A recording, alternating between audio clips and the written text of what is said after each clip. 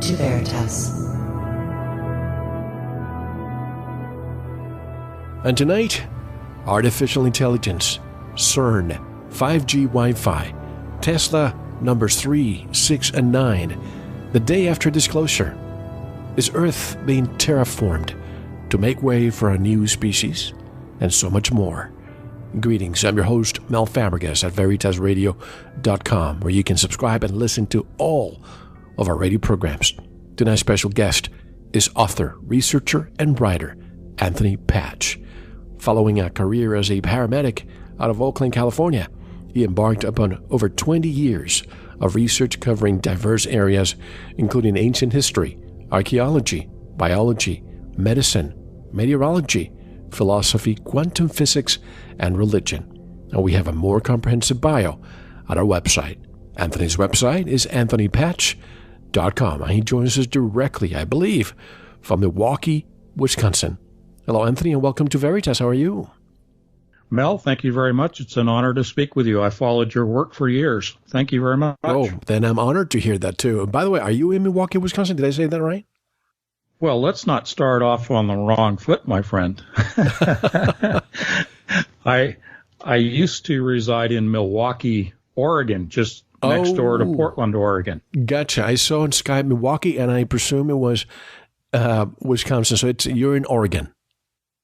Yes, sir. Actually, I'm traveling because I'm doing research. But, yeah, that's my home base is Milwaukee, Oregon, right next to Portland. I didn't even know there was a Milwaukee city in Oregon, but that's good to know. Well, Anthony, before we begin, since this is your first time on Veritas, why don't you give us a bit of a background beyond what I read? When and how did you become a researcher into all these topics? Well, the switch, so to speak, was thrown, I would say, in late 2010, early 2011, to begin looking at the more occulted side, the mystical side of technology. And people perhaps know me best because of my association with research regarding CERN in Geneva, Switzerland. And that actually began in my military short-lived military career in West Germany in the 70s, and I was dealing with nuclear warheads for the Lance missile system.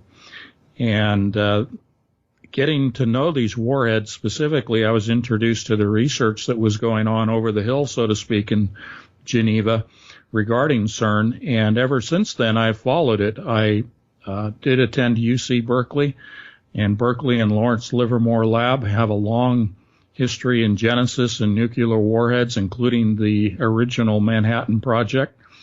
So there's some crossovers that take place in my life that have kept me in high technology, if you will, as a hobby. But the real awakening that the Holy Spirit gave me, because I am a Christian, began in, as I say, late 2010, early 2011, when he was saying, you need to look at the hidden agenda that's taking place in the world of technology. And I'll stop right there and we'll move along. Very interesting. And it caught me off guard when you said that you were discussing CERN in the military in the 1970s. So how long has CERN been in the back burner, if you will? Tell us more about the origins and real purpose of CERN. Yes, CERN actually broke ground as a facility in 1954, and it straddles the border between Switzerland and France. And interestingly, it's located in the physical location of an ancient Roman temple site to the god Apollo, or Apollyon the Destroyer. And it is theorized, therefore, that it is located over the doorway to the abyss, spoken of in Revelation 9 in the Bible. Without getting too deep into that, it is just that CERN really was a facility for nuclear research with respect to nuclear warheads. As you know, that with the SALT Treaty and SALT Treaty 2, there had always been this movement away from atmospheric and below-ground testing of nuclear warheads, and therefore they needed to model the yield of nuclear devices within the computer system. And that's really the origins, the roots. It goes back even further into, and I hate to bring up the topic of Nazis and Operation Paperclip, but it does have origins into that area. Some of those players were founders of CERN. But the real genesis of it was for nuclear computer modeling, nuclear warhead yields, as I said, and that's really where I came to understand it, because I was responsible for dealing with a warhead multiples. In fact, in the Cold War, virtually on the border with Russia. So it really piqued my interest, but I've always had a hobby in science. Not that I'm classically trained in higher math or higher physics, but I understand it enough to be able to translate the arcane language of high tech into something that everyday people, I don't want to say average people, but the walking down the street person you would engage in conversation would understand. And that's really my mission, is to be a translator, provide the evidence of what's going on from the science side and also from the spiritual side, because you know that I oftentimes will say you cannot separate the physical from the spiritual, and so you have to look at both aspects. This ring, CERN, this is, correct me if I'm wrong, but isn't this the biggest machine made by humans and the most expensive? And when I look back at 2008, 9, 10, when the economy worldwide, we were in this great recession, still they were pouring in billions of dollars into that project. Are they really trying to smash particles, or is there an ulterior motive here? Well, let's cite one of the recent directors at CERN for computing engineering, Sergio Bertolini, in which about 3 years ago he stated openly in public that their goal is to open doorways to other dimensions. You might call those portals. But he also stated, we're not sure what we will receive back once we open that doorway. Now, I'm paraphrasing, but he specifically said doorway to other dimensions. And that is something that the average, again, person is not really aware of or cognizant of the impact of that, because that will virtually change in an instant our reality.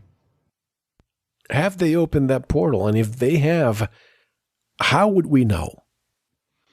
We would know because, again, everything in our reality, in our world, the physicality as well as the spiritual, will change, because what we're talking about in quantum physics, in particle physics at CERN, is the separating of quantum particles at a scale that is subatomic.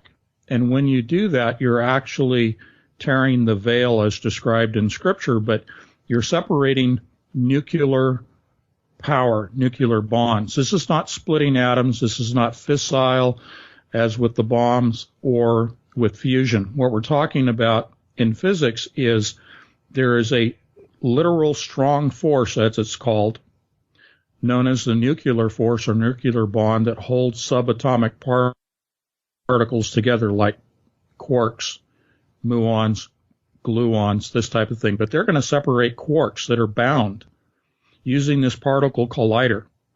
And by doing that, they open the time-space dimension to other dimensions, to other realms. And therefore, this is what I refer to as opening a freeway. This is a macro-scale portal. They have not opened portals yet at CERN. Many people will say and have put out erroneously saying that portals have been opened. They have not, using the collider. Now, in a spiritual discussion, we can talk about portals, but in particle physics, no. But once you tear this physical veil, you now open a floodgate of both energy that is physical and energy that is spiritual, which will come in and terraform and transform our reality, again, both physically and spiritually. Some say that there are alternate realities or parallel universes or universi to us here. I mean, right now there could be another Antony, another Mel speaking about gardening somewhere else. But some people say, and by the way, folks, I'm an Occam's razor kind of person. And we discussed the Mandela effect, and I believe that probably these companies have changed their marketing and changing their names. But, I discussed the topic. Could CERN have anything to do with what some people are experiencing? Things that they experience in childhood that all of a sudden now words, meanings, movie titles, and so on are all of a sudden changing? Yes, they are changing, but not physically. They are changing due to psychological influences upon our quantum computers, which are our human brains. Now, I'm going to also keep it simple to Occam's razor, definition and explanation, and that is the Mandela effect is a psychological operation. It has its etiology, its origins in quantum computing. At my website, anthonypatch.com, if you go to the Urgent Discoveries tab, I have a video link and a quotation from one of the founders of D-Wave quantum computing, quantum D-Wave systems, it's called. Gordy Rose states publicly that they are opening doorways again to parallel dimensions to the tune of 2 to the 500th power. Now, that's back in 2013. It exceeded that number, but they're accessing parallel dimensions at 2 to the 500th power in quantity, and they are extracting, his words, extracting resources from these parallel dimensions. Now, I understand from reading their literature, they also receive not only resources, which I'll define, but they're getting 10% greater power, greater energy coming through than they are inserting in this processing of combinatorial equations. What I'm saying here in a nutshell is they're getting back energy and they're getting back solutions from parallel dimensions. That is what I call, in the framework of the Mandela effect, as quantum pollution. Again, it is polluting our reality, our environment. What this really manifests as, and this is a greater discussion to this, but it is utilized through what is known as a sentient world simulation, a process of psychologically influencing our minds to believe that these changes have physically manifest in the Mandela effect, when in fact nothing physically has been changed. And I'll stop there. So what is causing this? If we're opening this gate, and what you said sounded almost like over unity device, where you put something and it comes out much more. What is causing this? Is it CERN, or what else is it? What kind of technology? Well, specifically quantum computers utilizing quantum bits known as qubits. These are in superposition, and they're using quantum tunneling to access other dimensions. It is not CERN, although the two machines are connected. Ultimately, D-Wave's quantum computers will control the opening that is created through particle physics, particle collisions at CERN, will control the opening of this macro portal. It'll be a physical opening, because as Dr. Stephen Hawking has said, that if you are successful in opening this doorway, then you have the potential of creating at the speed of light an expanding vacuum bubble that will encompass not only the Earth, but perhaps the entire universe. In order to control the rate of expansion, you have to have a system that already operates at the quantum scale at which you're opening that doorway, so that that vacuum bubble does not propagate. So they're extracting, as you said, data and much more. Is there feedback and energy? Is there feedback that's going back and forth, or are we just simply extracting? And when I say this, is there communication between these other dimensions? This is the pre-Adamic, the pre-Adam language spoken of and described and laid out in detail in the Book of Enoch. This is Enochian mathematics and Enochian alphabet, a written and spoken language. This is necromancy. This is communicating with the dead. This is nothing new. If you go back and look at the works in the late 1500s of John Dee and Edward Kelly and all the way up through Aleister Crowley, et cetera, to today. This is communicating through dimensional openings that primarily are initiated through the mystical spiritual incantations of Enochian communications with the dead. But it is a two-way form of communication now in the form of a quantum computer. And there are multiples of those, and I can define those. But utilizing the quantum computers for the process of necromancy. Now, define a quantum computer. And I know, at least the people that I've talked to in the past 10 years, it seems that they, quote unquote, they, you can fill in the blanks, are 50 years ahead. And this is many years ago when I was told that it's 50 years. But since technology or computer power doubles correct me if I'm wrong, every 18 months, I believe, how far ahead are they today?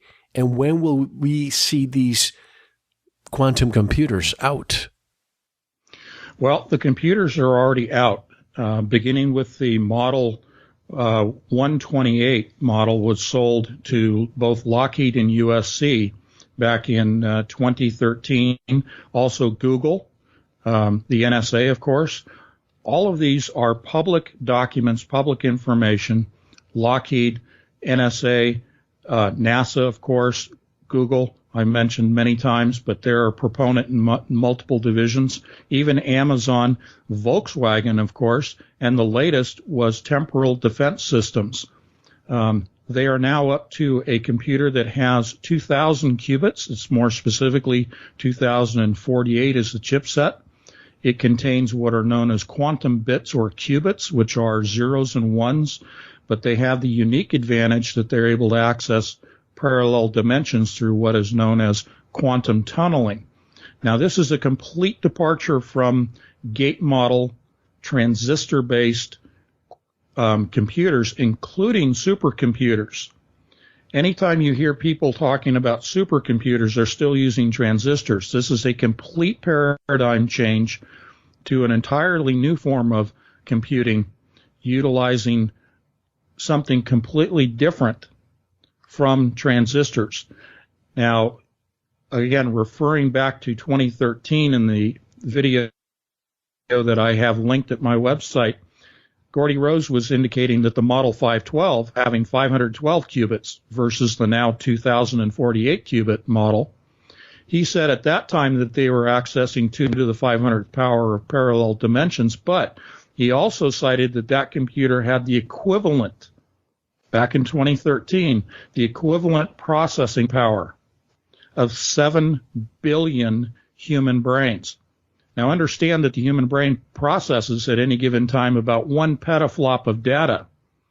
Now if we go from 2013 at 7 billion up to the present time, we can't even wrap our heads around that.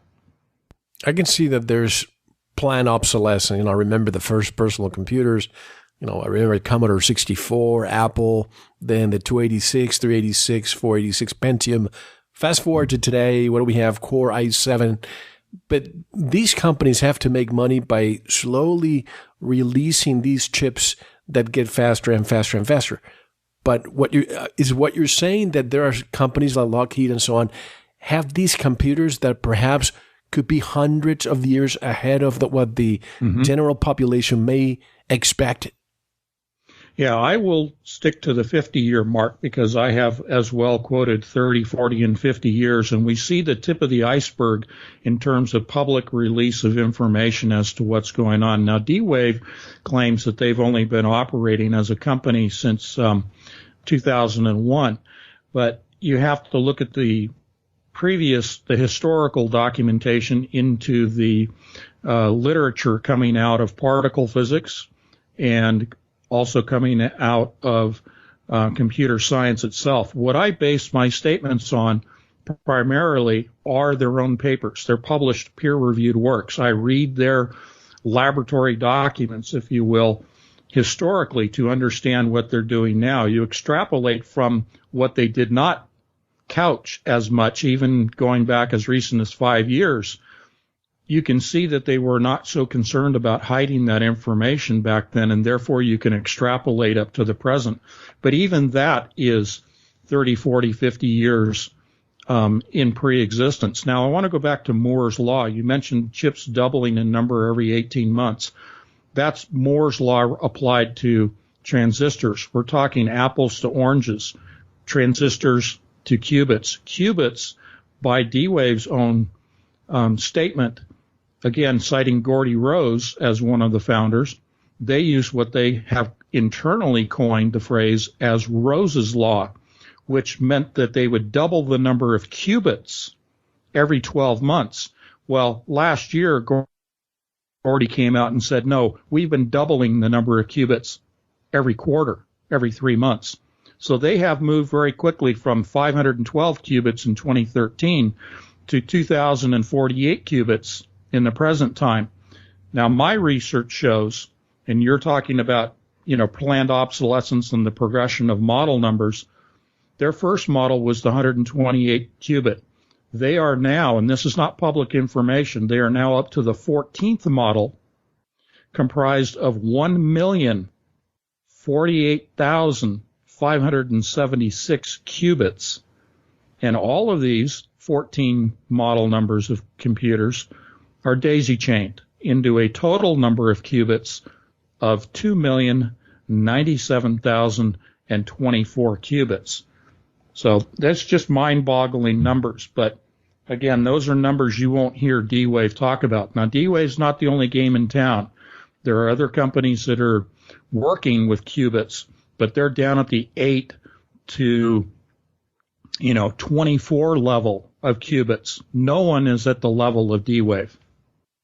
Now, if they have the capability now, they're in the 14th level, if you will. Do they have the capability of going from 1 to 14? And if so, why do they have to go 1, 2, 3, 4 in sequence all the way to 14? Great question. Because what they're doing, as you know, in AI is mapping the human brain, mapping the neural pathways for deep learning, deep machine learning. The reason is you need to match up the number of qubits to the human brain.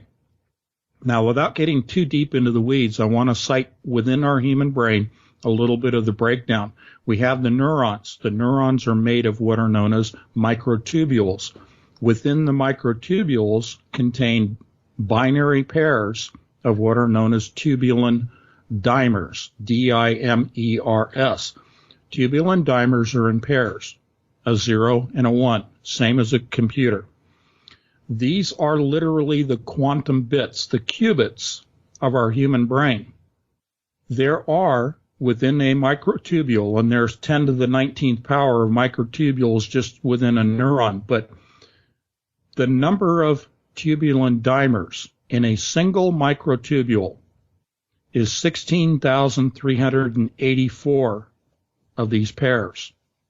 The Model 8 computer from D-Wave, which is not public, matches the qubits, 16,384 qubits at the Model 8, which matches the number of tubulin dimers in the human brain. They had to advance to the 8 level to match 1-to-1, binary to binary, the processors, to equate to the processors of the human brain. Literally, our human brain is a quantum computer when you get down to this level that I'm talking about. Now they've advanced beyond that, exceeding the human capabilities with the 14th model. But between 8 and 14, they had already exceeded the capabilities of the human brain. I read an article a couple of months ago of these two young scientists, I believe in San Jose, Silicon Valley, that have a startup company.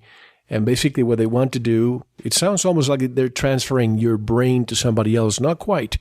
But let's say they take a fighter pilot and they transfer their brain into a computer.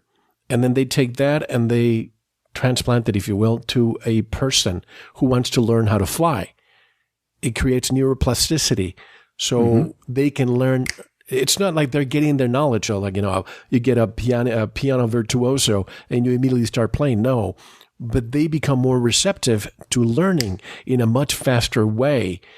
Now, this seems a little bit not that futuristic. Do you see a time in the future in which these quantum computers will be able to take our our consciousness and transfer it into a computer so you can live not on a carbon-based life form, but on a synthetic silicon-based life form forever?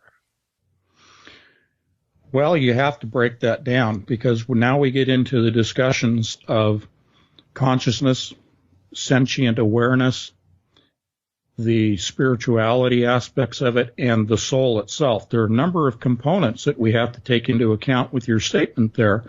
And it's a great statement, because it forces us to where we are now in the world of AI research into the discussion of philosophical, even theological, moral, and ethical considerations as to what you want to allow this machine to be capable of doing. Even Elon Musk, I'll probably cite Elon Musk here a couple of times, has his concerns about AI. His principal position is that we need to build in the safeguards prior to allowing the advancements to get out of reach. He is very concerned. In fact, he considers this opening Pandora's box, letting the demon out is the word he used.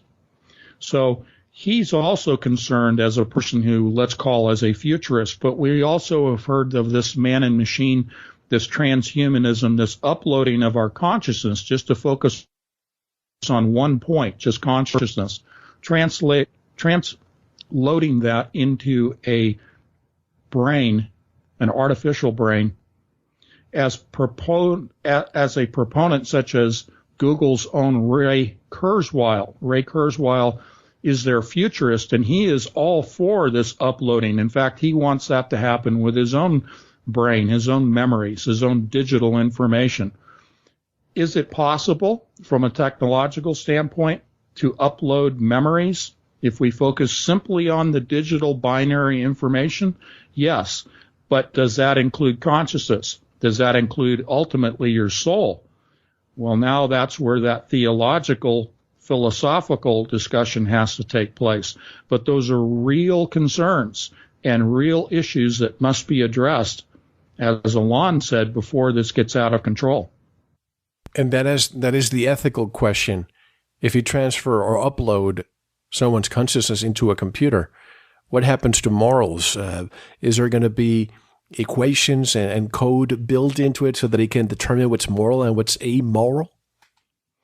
Well, that goes again to the etiology of AI. This is a man-made construct, so you have to drill down even deeper, because if it is a man-made construct, man is not perfect. We have our own flaws. We have our own sins, if you will. And will those be carried forward into the algorithms, which is really the basic foundation of AI, are the algorithms, the mathematical progressive equations that form the basis, the elementary level of a machine learning. Now, we're way beyond algorithms, but just to be specific to your question or your statement is the algorithms created by man cannot exclude our own faults. And therefore, the etiology of AI puts into question whether it will be truly benevolent or will it become malevolent, or is it already malevolent?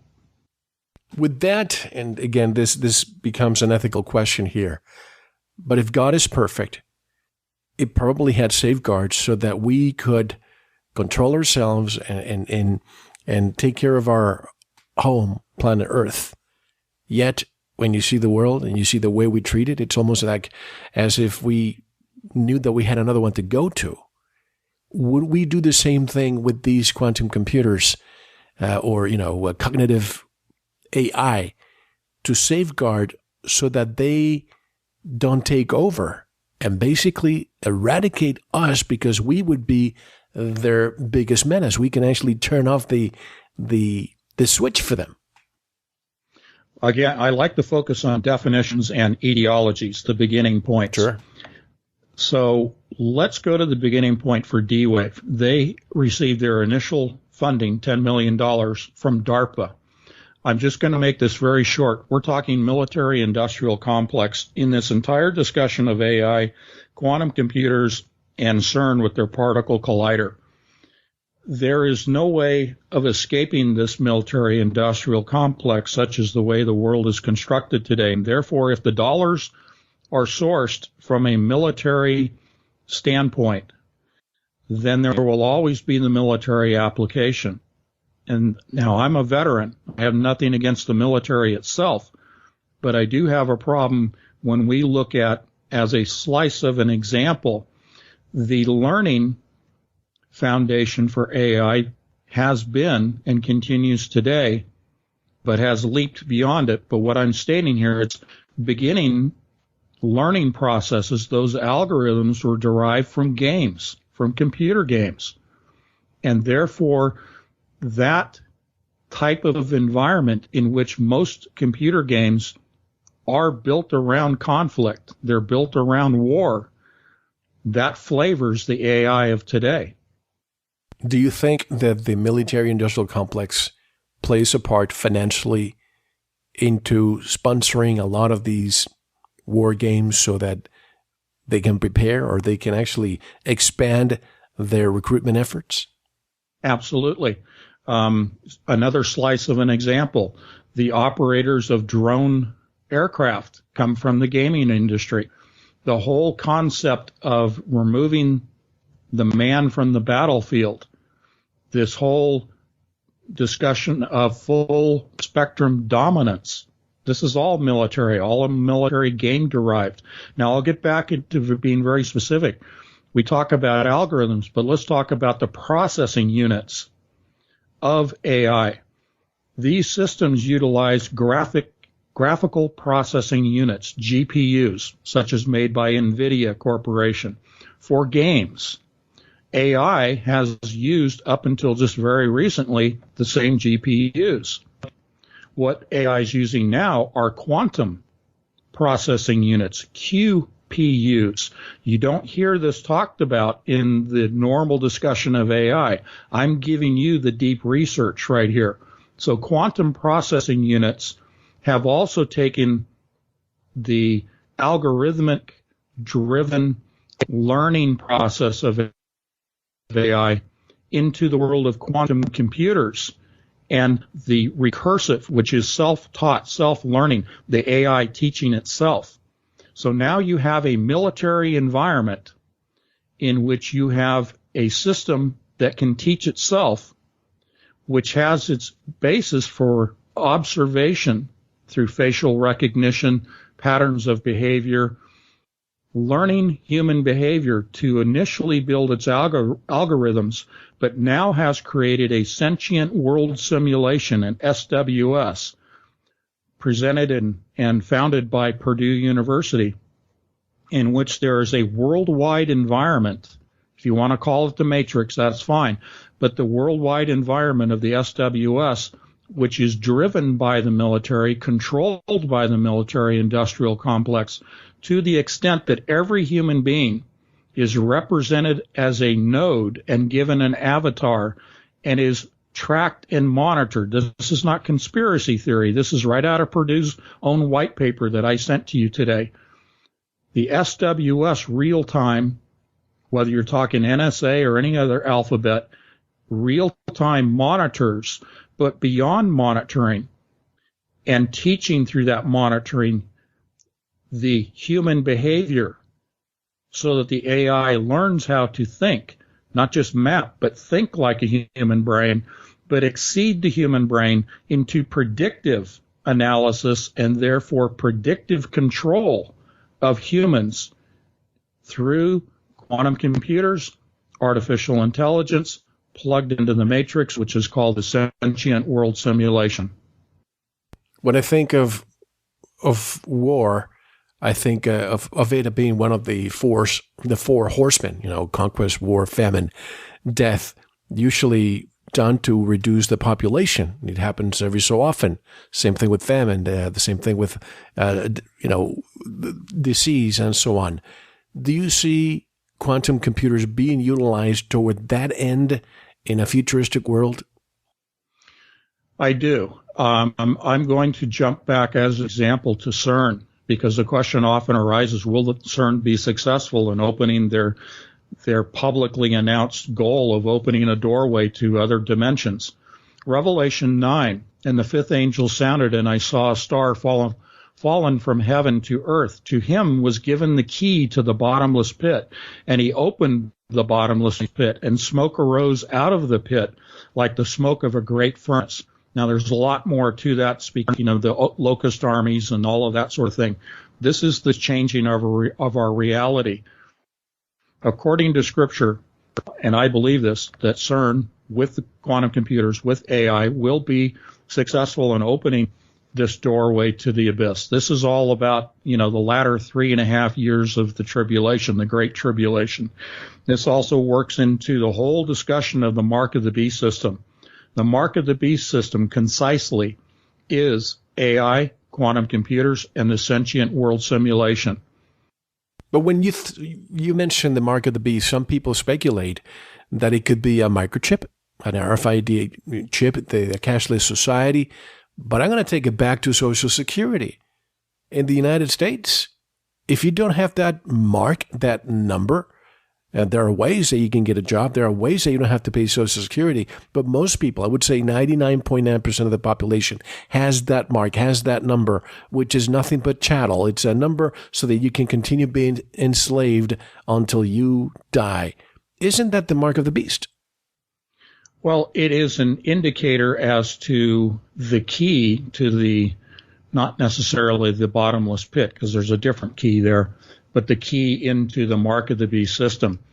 With the advent of this whole discussion of AI and transhumanism and the augmentation of our bodies, but also the augmentation of our minds, again, I'll cite Elon Musk. Elon Musk has said in order to stay a step ahead of AI so that we are not rendered to the level of a house pet, his own statement, we must take within our bodies what he calls the neural lace, a physical lace that would be injected into the body and flow to the brain and adhere itself to the neurons of the brain, providing an interface to the AI quantum system. Now, that is a example of being plugged into a Mark of the Beast super intelligent system, but I'm going to take it even deeper, down to the nanoscale, down to a billionth of a meter. We have, through aerosolized spraying, chemtrails, if you will, geoengineering, we have inhaled, ingested, and absorbed through our environment nanoparticles which are dormant within our body. And again, this comes right from DARPA literature. These nanoparticles lay dormant and will be triggered through the 5G Wi-Fi system that we are fully immersed in now. And that electromagnetic, if you will, a microwave signal will be broadcast once you, through free will, once you say, I willingly accept the Mark of the Beast, then this pre-existing immersion in 5G, this signal will then be allowed to permeate and activate these nanoparticles laying dormant in our bodies already. And the manifestation is a third strand of DNA that will be triggered to then begin to grow, replicate, and virtually take over our minds. We will then be plugged into the hive mind.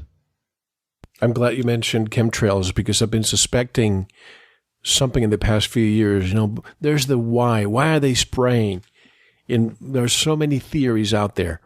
But if what you're saying is true, and now we have 5G, which is going to be a more powerful way to disseminate information and these EMFs, what if one of the purposes of chemtrails to spreading these metallic particles, aluminum, barium, strontium, is to make the atmosphere more conductive so that when they install 5G, we are receptors much faster than if these particles did not exist in the atmosphere. You see where I'm coming from? Absolutely. In fact, I do 3 shows a week on Truth Frequency Radio. Give a little plug here. Hi, Chris. Geo. Chris Geo, yes. In fact, I want to thank Chris for referring me to you and making this connection happen.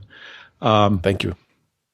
Monday, I was with my co-host, Kev Baker, on his show, and our guest was my good friend, Alana Freeland. Alana Freeland has written a couple of books now on geoengineering, specifically the space fence.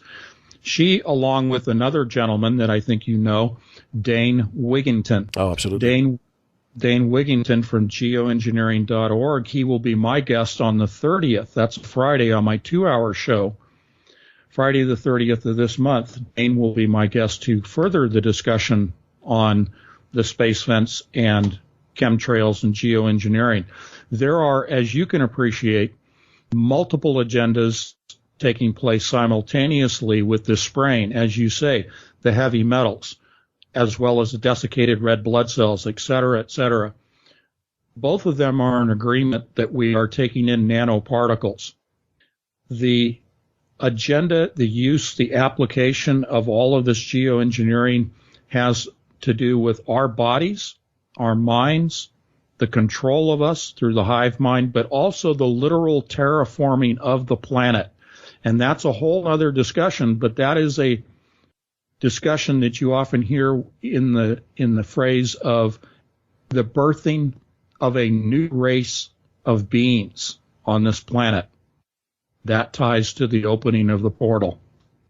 And I never see anything coming out of the government for free unless there's an ulterior motive. I remember years ago when they made all TVs digital and they were just giving away these boxes to people who could not afford them.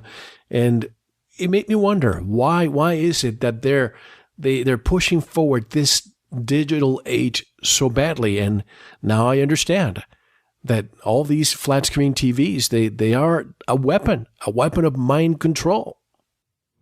Absolutely. The bigger picture here is psychological operations, the mind control. Most definitely the cognitive programming that's going on through our observations of television shows, movies and TV and commercials. But as you well know, and you're leading into, is this two-way trafficking of digital information that's taking place through our televisions and through our monitors. Just a week and a half ago, I presented the patent from back in, I think it was 1972, the patent for our computer monitors to actually send signals to our brains to affect our brains through our monitors. And this is before PCs were even prevalent.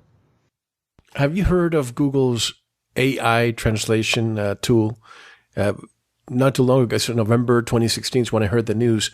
They've invented these computers that were teaching, say, one was teaching Korean to the other and the other one was teaching Chinese to the other. And they circumvented the process and found it easier to create their own language that's secret. Like the people who created those computers cannot decipher what the computers are doing or saying. And some even speculate that this secret language, they're probably talking about us right now. So if this is happening right now just with language, imagine if they're able to discern, oh, that's how government operates, let's just do it our own ways. I don't know how we can safeguard them in the future. I don't believe we can. I believe Pandora's box has already been opened. I believe that it is so far advanced. And again, I state this because I look at not only the computer science, but I look at what it's based upon, which is particle science, particle physics. The quantum computers are all based on particle physics, quantum mechanics. So with that understood, AI has already surpassed not only the processing power of the human brain, but it has also the cognitive power and the learning power. Understand, and I know you know this, I'm just saying this to the audience, AI systems at the tip of the spear. We're not talking about autonomous vehicle operations and that type of narrow AI application. We're talking about at the tip of the spear, the leading edge of the learning processes. They have moved from the algorithm, linear-based, feed-forward deep machine learning. And anybody out there listening that's in computer science knows what I'm talking about. They have moved from the linear to the circular, to the recursive neural network process of learning, which means you have AI systems that are teaching each other. You have one as a teacher, one as a student. But when the student makes an error, that error is something that the teacher also learns from. That is the circular recursive process.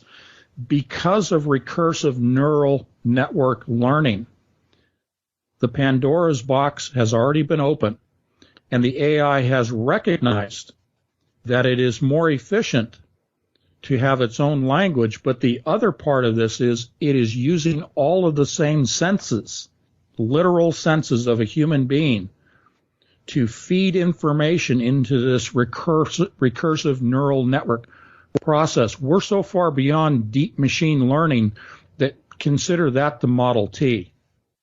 Consider that the Model T, basically ground zero, patient zero in a way.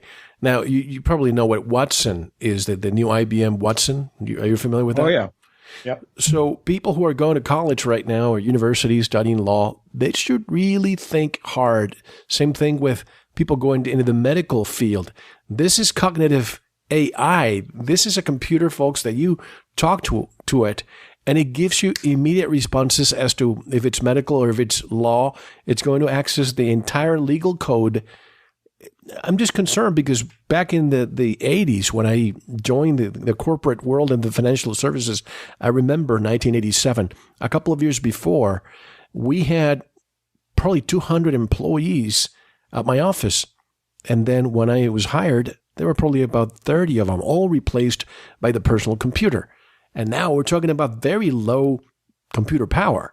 Now these computers that are behaving almost like 1 million people in one or more.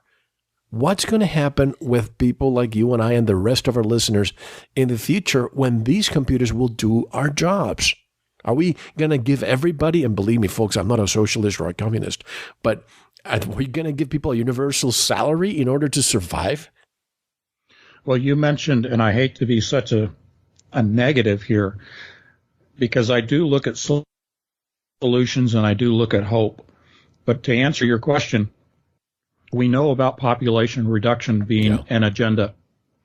If we are looking at 500 million people versus nearly 8 billion now, and that type of population reduction, the very short answer is you have the mark of the beast system, you have the hive mind, you have the sentient world simulation as the matrix.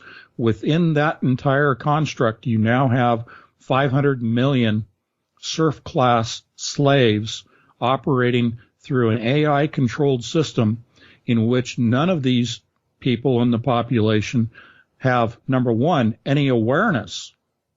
Understand that once the mark of the beast is accepted, you lose all awareness that you have even been changed. And you no longer have control. You no longer have free will. And therefore, this is a serf class of slaves plugged into a system in which there is no need to pay anybody a living wage because they're slaves. Well, this conversation, I'm just saying, it's going to so many areas.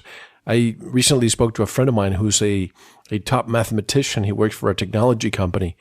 And he told me that there's a new branch of psychiatry or psychology coming up very soon, in which people, instead of going to a psychologist, psychiatrist to discuss a problem or any issue, they'll be able to say, this is what I want erased from my memory. Mm-hmm. And they'll be able to be tapped into a computer, and whatever memory they had of somebody got raped or they got into an accident or financial collapse or whatever, they want to forget that or a relationship that did not pan out, they'll be able to plug themselves, and that's going to just be erased from memory. Just think of the ramifications financially and otherwise. Yeah, I mean, we learn from our combined experiences. It's called wisdom. That eliminates wisdom, or certainly degrades it. I'll give you, because my area of expertise is really to get into the nuts and bolts of technology. And the process that is done through is what is known as a fMRI. This type of MRI follows the pathways and the flow of blood within the brain. We have two things that are going on in the mapping of the brain, mapping the electrical pathways from neuron to neuron, as well as the blood that transports the nutrients and oxygen, because the brain is really a chemical computer. When you look at that through the fMRI, you're able to actually target specific thoughts in the human brain, and you're able to see the electrical pathways so that you understand where to interrupt. And if you think of a electric scalpel, a self-cauterizing scalpel used in surgery, that analogy is what you're describing when you talk about going into the brain and eliminating thoughts. You're actually cauterizing those neural pathways, and all the way down to the specific nuts and bolts to the tubulin dimers within the tubulin microtubules. And you are eliminating that binary information by eliminating those dimers.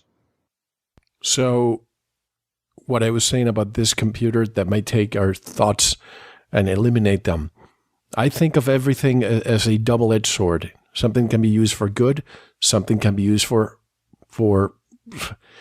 demonic purposes, nefarious. For nefarious purposes. What would happen if they decide to use, they don't need to plug you into that computer. They can use 5G. They can use electromagnetic frequencies in order to have a population who's very anxious or non-anxious just forget about anything. You, no doubt your audience is aware of fairly old technology now coming out of DARPA, et cetera, is voice-to-skull technology. Now, this was used in the sandbox in the two Iraqi wars. Voice-to-skull technology essentially is electromagnetically sending signals to the brain and inducing those thoughts or those perceptions in a person's mind. They can transmit memories or delete memories in the same fashion. I'm surprised that we don't see this more often. I remember years ago that they were planning to implement this in grocery stores. If you were walking by an aisle and you're just walking in front of a specific product, you would hear something, but somebody standing a couple of feet away from you would not. Or from a building, it could be pointing at a certain area of the pavement, and if you're walking, you think you're hearing voices. I wonder why this hasn't been used more. It's not more prevalent. Well, those were prototypes. Those were beta tests of the technology to see if they could actually do it. What they reached, and the point is the pinnacle, or what I call the coalescing of technology and the coalescing of their agendas at this particular time in our human existence, is to the point now where they are ready with all of the technologies. We don't even need to discuss out 10, 20, and 30 years, as you will hear people at Google, et cetera, talk about what they'll achieve. They are at the point now where they have enough technology to flip the switch, so to speak, just to throw a big umbrella over all the technology, throw the switch, control us, reduce the population, open the portal, achieve what they want to achieve. Now, I am solution-oriented, and my faith is a Christian-based faith, and I don't believe that God is going to allow this, because we are in the days of Noah.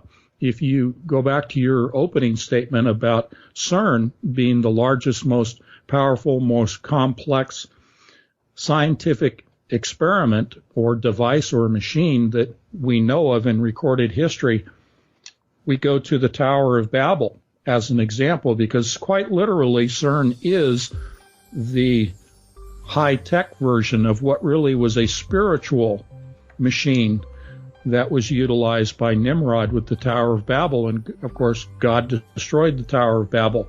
The same agenda back then is at play today, and therefore the same outcome will happen. I mentioned Revelation 9 as they're being successful in opening the portal, and they will do that according to Scripture. But that is for the purpose of judgment. Short answer here is they're not going to get much further.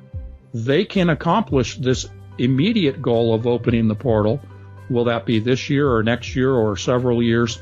I can't put a timeline to it, but I know from looking at the technology, they could do it today if they so chose to. You know, we have to take a one and only break, but before I do so, let me just mention that I recently heard John B. Wells, I think it was one of your interviews, and he said that perhaps the Great Flood was, not in these specific words, but was orchestrated because, quote unquote, they needed a reset due to our DNA being flawed. But I have a different perspective other than John's, and I'll tell you why. When I look at the ancient megastructures, that remain, the pyramids, just to name one, and the fact that we cannot replicate these structures thousands of years later with our most advanced technology, Anthony, something tells me that if the flood was created and not natural, then perhaps it was for the opposite. What if we lived too long and we were too smart and we were united? Those who conquered don't like that. They want a divided and dumb populace that doesn't live long enough to realize our history is not what we're told. And I'll get your answer on the other side, your thoughts on this. But how can people learn more about your work, your website, and your books? Yeah, AnthonyPatch.com. It's all there. Excellent, folks. What a great interview. I'm so glad that finally we brought Anthony Patch over to Veritas and so much more. And as he says, he's a solution-based person, so am I. This is what Veritas and the truth is all about. When we come back, we'll bring solutions and we'll discuss more of Tesla, that number 369. And the day after disclosure, I want you to paint a picture of what that would really look like. I have a different opinion, but I'd like to get yours. This is Mel Fabregas, delighted to be here with Anthony Patch. Don't go anywhere. Thanks for listening to part one of this very important Veritas interview. To listen to the rest, head on over to the member section or subscribe at veritasradio.com. You don't want to miss the rest. Don't forget to visit the Veritas store, where you can find great products like pure organic sulfur, rebounders, turmeric, and other great supplements. Thank you.